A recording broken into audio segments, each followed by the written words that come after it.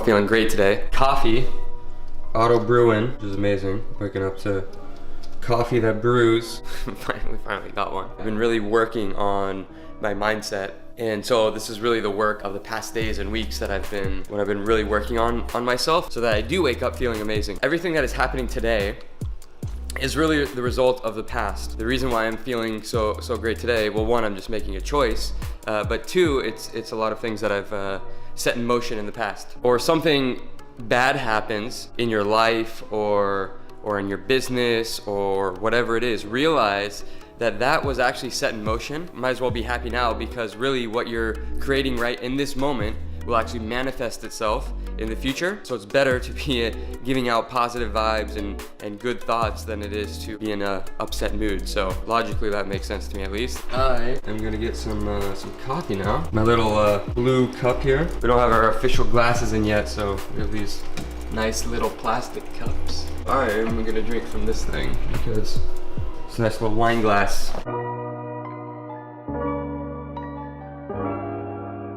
I like to always have some water in the morning. Come on. Boom, there we go. Almost, it's trickling in. Oh, this is gonna be difficult. Carrying a camera, usually I don't do this. It's the morning by myself. But I have you guys along with me, trying to carry all my stuff. Oh boy. Okay, this is the office. Take a little bit of this thing, put it in a candle, a little incense. I love incense. It just smells so good and de-stresses me. I found a bunch of things that like help relieve stress, right? I have meditation, which I've talked about before. I'll be meditating in a little bit. But in the morning, I like to light some incense, drink some coffee, and then I go through my whole morning list of stuff. So I go through and clear out my entire inbox. Messages, now I get messages all over the place. I get them on Twitter, Instagram, Facebook, LinkedIn, email, of course, Slack, right? I do a whole cleanup, like triaging it. I might not respond to all my emails, but I'm at least triaging it so that I know what I need to do later. All the other messaging platforms though, I get rid of all the messages so then I'm not thinking about it. And I do that once a day so that I'm not, checking it all the time. During the day I'll be responding to, maybe some DMs or on Instagram or Twitter, if I have time. But really I use the mornings to like get through the entire backlog so that I can respond to people. That usually takes me, an hour or so. I also read the first thing I actually do is I read the daily updates from the people who report to me. So I have 3 people that report to me. Each day I get daily updates from them. I borrowed this from good old Ray Dalio. He has a book called Principles. If you don't know who Ray Dalio is, just Google him. Super successful businessman and has a system that he designed. He's always refining his businesses, which I love, and thinking about designing the machine. Anyways, one thing he did was, and I agree with this, is I love information flowing to me, so then you can make what's going on, little adjustments here and there, right? And so as I've stepped away into a higher level position, I'm further away from the business. It's not that I can't help as much, I just need information flowing to me. So every day I get a daily report, which is what are the big things, what did you get done yesterday? What challenges are you facing? Any events of note, anything completed of note? Then are you experiencing any issues or are you blocked by anything? I like to know if they're blocked by something or any issues so I can help them with it. Or help themselves, really. I don't want to be solving all the problems. And then there's any reflections, thoughts, things on your mind, etc. Great way for us to stay in contact every single day. We implemented this a while ago, but this has been phenomenal, right? Because I get all the inner workings of what's going on in the business in their head. We've built up, especially on the management team, a very transparent culture. So I get a lot of good shit here, right? Like it's not all rosy all the time, like. Which is great because that's the shit you need to hear. That's the stuff you need to hear. You need to hear the real stuff, not the like sugar-coated niceties, because you need to know what's really underneath the surface of a comment. So this gives people an outlet too, because sometimes it's easier to say something when you're just writing it out and not saying it directly to a person. So it's a different outlet. We're building it into our culture where we can say everything to each other face to face, but this is a great way, I've noticed, to just let people speak if there's a challenge or problem. But it's not every day that there's a challenge or problem. A lot of times it's just, normal updates, good things happening, and I keep a pulse on Jacked and on Polpo and Polpo Finance. A direct report from each of those now, a pulse on everything. So anyways, that's my little morning. I go through that for about an hour. Or less if it's less time to go through all this stuff. Then I try to knock off 1 or 2 things from my list of Trello tasks. So I have a Trello that that I have. Here's like the big things I want to get done today. I try and be realistic with it, limit it. You know, some days it's only 3 things, some days it's 6 because it's really small things, but I try and get a good portion of that done before my first call of the day. So my first call today is at 9:30. Fridays are my internal day. So a lot of internal meetings, one-on-ones with people. Maybe we can link to the video. I did a whole video on one-on-ones and why I think they're important or how to do them. And then I have a longer session for Polpo Finance and for Jacked, where we have management meetings. The purpose of this is we check in on our weekly tasks, which are all centered around working on the business. Key thing there. It's all about working on the business. We don't talk about in the business type stuff. You know, we might talk about a cultural issue or something like that, but really we actually have documented, you know, we have our year-long goals that we've documented, the quarter-long, we have the monthly goals, and then we have weekly goals. And so it's really just like beating that drum and the cadence, which then we have a weekly meeting for accountability. Hey, the stuff that was supposed to be worked on the business, is that getting done? And then what are the goals for next week? And it's all based on those higher level goals though, right? They're not random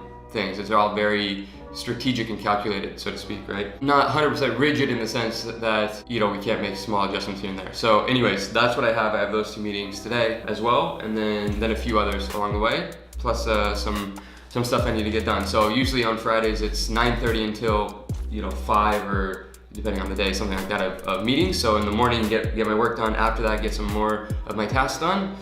And that's my Friday. So anyways, I need to get to it.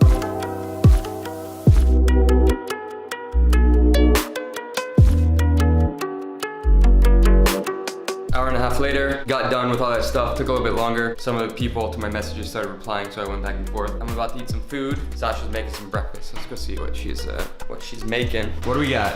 Bacon, some eggs in there. She's cooking up a storm. Oh, look at this. Oh yeah. And Gabby wants some too now. It's pretty cool now, working from home. Get to eat some nice home cooked meals. Beautiful day. Well, it's kind of a beautiful day every day here. So anyways, gonna eat and then get along with the rest of my day. Finally got Wi-Fi in the apartment. Whew. So we moved in, this is a new building, and when you move into new buildings, there's always some things that don't go perfectly, and one of them that they didn't tell us was that the internet was not really hooked up. Oops, that's really shaking here. We finally got Wi-Fi, which is amazing, and I'm gonna eat this wonderful meal. It's really hard to see you. It's hard to see me? Because this is so bright. Oh. Damn, so all the stuff I recorded earlier, probably not. I mean, we can brighten it up. Nah, let's see. All right.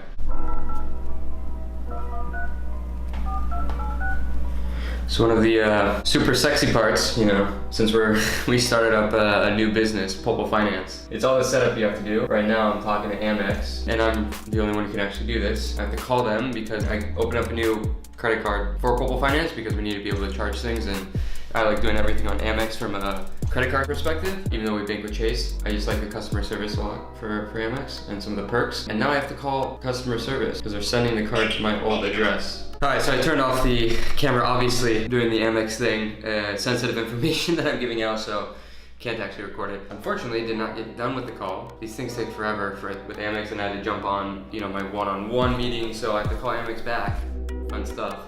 Later. But anyways, good chat with Lauren, one-on-one stuff. About to have another one right now in a couple minutes with Nada. For reference, by the way, Lauren, she's been working with Jack for 3 years, but then now she's moved over to work on Polpo with me. And Nada has been with Jack for about a year now, and then she's moved over to work on Polpo Finance. And then you have Cody, he's the third person, that's the direct report when I mentioned that earlier.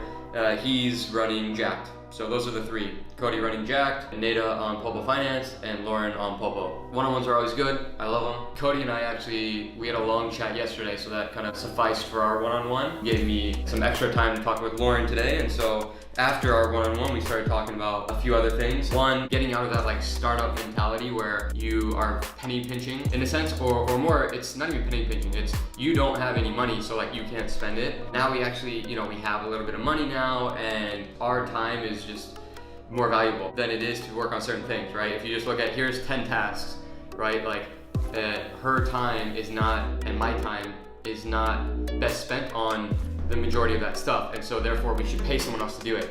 And it's kind of breaking those habits of doing everything yourself and be like, no, I can actually do more work and pay someone else to do this other stuff, right? So you can get, it's a concept of leverage. which I personally love. When you're so used to just doing it a certain way and doing everything yourself, sometimes it's hard to let go of those things because you're used to controlling everything and you know you don't want to spend the money. But that's what I'm pushing her on. I told her this entire year I'm gonna be pushing her on that, like spend the money.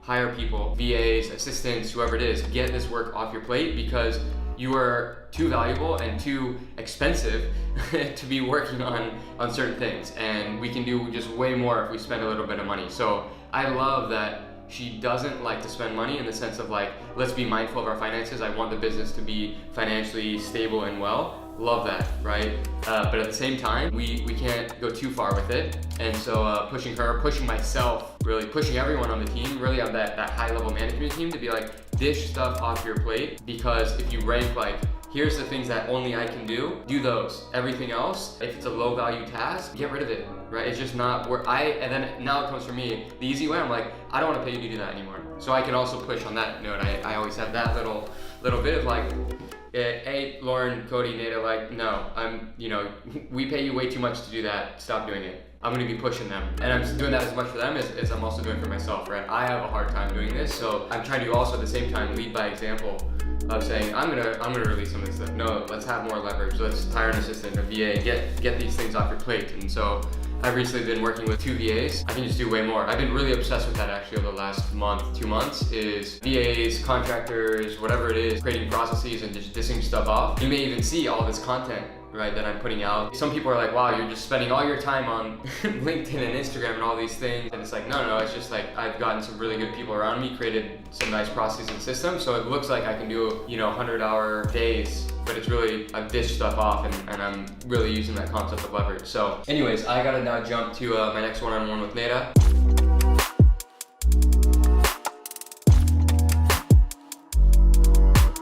Been back to backs. This is what Friday usually is. Pack them all in one day.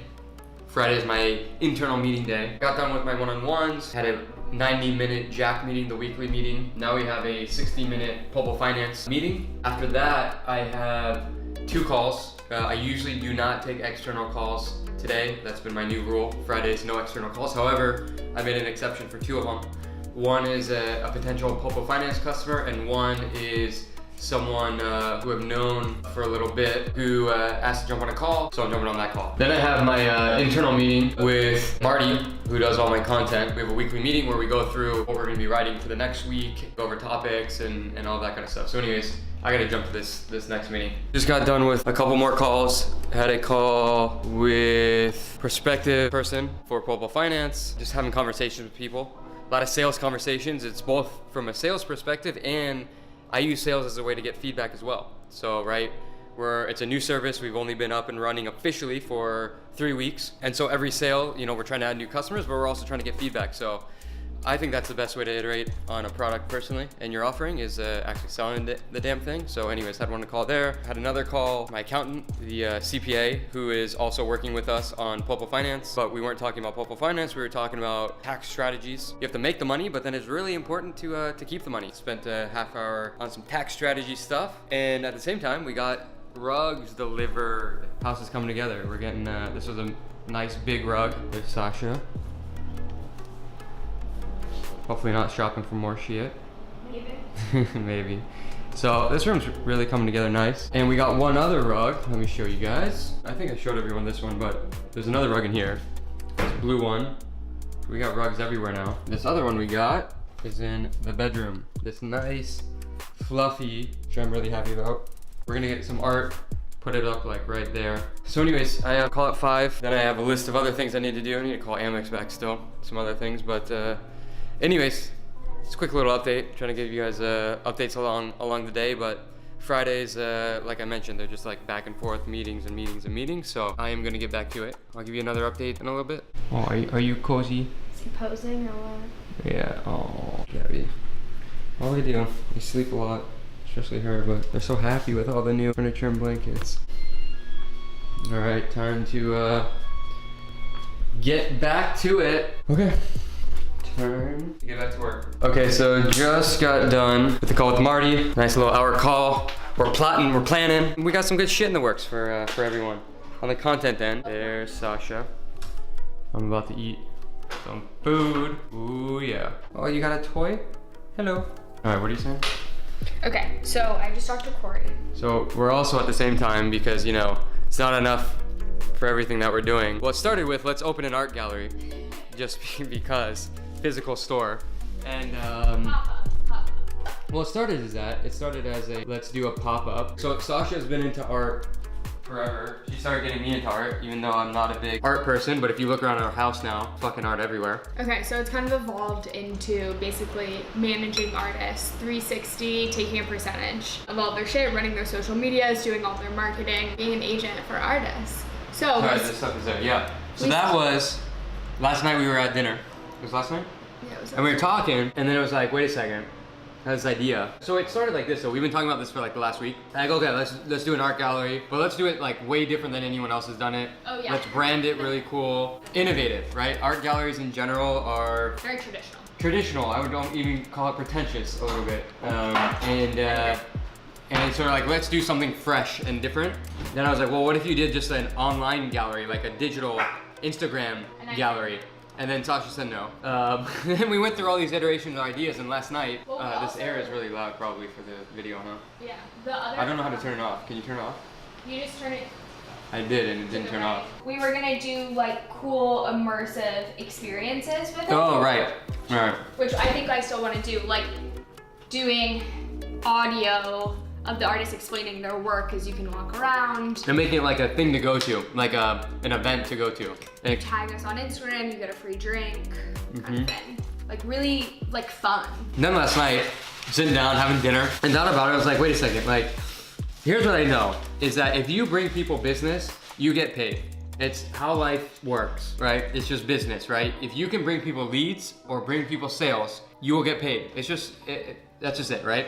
And then we started thinking about it, I was like, wait a second, I've been lately talking to people in the music industry, and I found out, you know, or I've been learning more about how managers work and how the music industry works in labels, and how you have these deals where like you get a portion of everything that they do. And so then I started thinking about it, I was like, well, what if we applied that into artists, right? Like the thing that, and Sasha keeps emphasizing this, like I don't realize how other people don't always think about business, which I do, and how to monetize things and whatever.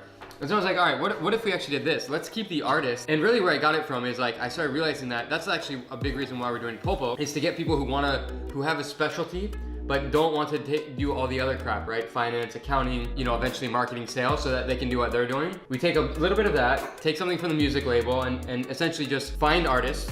And it really came because Sasha found this one artist that she really likes. The person has like a couple hundred people on Instagram, not big, but like Sasha's like, she's pretty good at spotting people. Maybe that's what we do. We find the people. You don't just put them in a gallery and help them sell. You actually say, let's actually manage all their stuff, because they're probably not good at sales. They're probably not good at marketing. They're good at art. Let them do that. Take care of the back office and the front office for them. Let them do their thing. Take a percentage of what they do.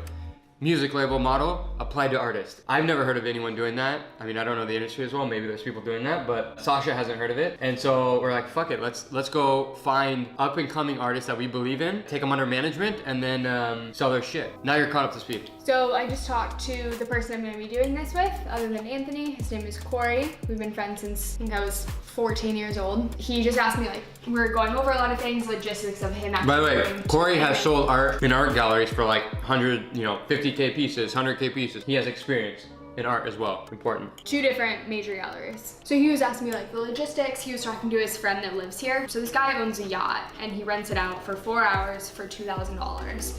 And he was like, Corey. 4 hours for $2,000? Uh-huh.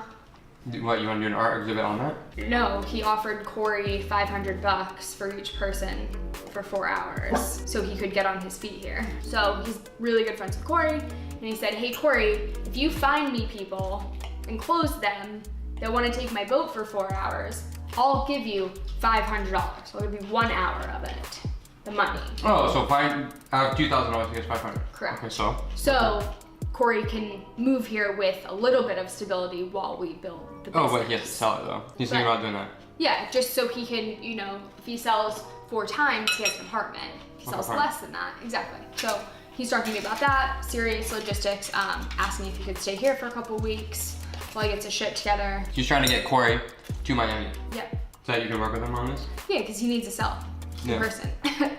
Well, the art, but unless you do it online and stuff. Yeah, we're gonna do both. And we're gonna be going into galleries, trying to get these people into galleries as well, right? Yeah. So anyways, you'll see how it evolves, we'll see. But that's another thing we're working on because I like shit, you know, up in the air and things to do. So anyways, I'm gonna eat some food. Sasha and I are gonna keep talking. Then I gotta finish some work, you know. And it's Friday night, baby. We have internet. There's outside. The apartment's really coming together. I mean, look at this, it's kind of clean. All right, I will talk to you guys soon.